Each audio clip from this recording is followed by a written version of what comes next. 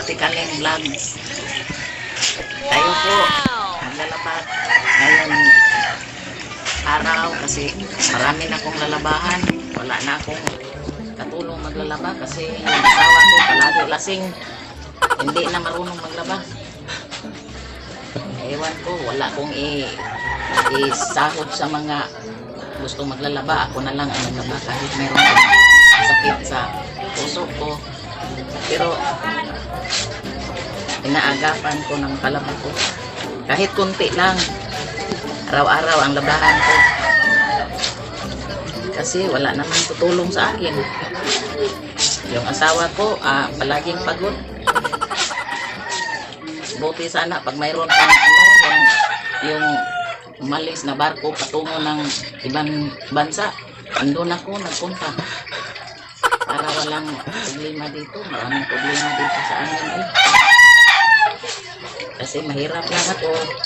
Sinang pulo ma? Ito, bahag ito sa asawa ko. Ano itong pangalan sa amin? Bahag.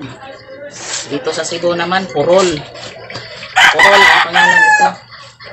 Hindi marunong maglaba yung syuta mo? Hindi, marunong maglaba. Marunong maglasing araw-araw. Kasi, ayun yung talent siguro. Yan na lang. yun, sumpay sa iyang kinabuhi yung kuan, alak na yan. Meron pa kung mahimo pag tanggal yung alak, tinanggal ko na yan. Kaya naghatag yun ng problema sa mga tao. Okay lang kung pareha maglalasing asawa at bana. Kung hindi, lagi yung asawa nagagalit.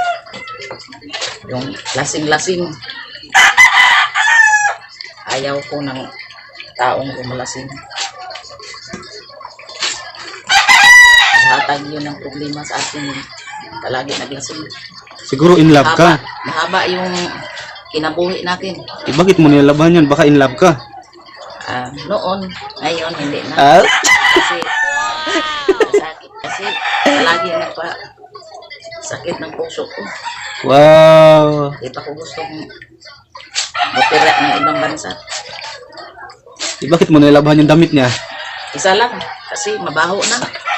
Wala nang ilis-ilis. Dahil sa maraming labanan niya. Huwag mong magkalimutan yung mag-subscribe ka sa channel na ko, Ate Karing. Ate Karing. Alam mo na yan si Ate Karing. Channel. Channel. Bye-bye.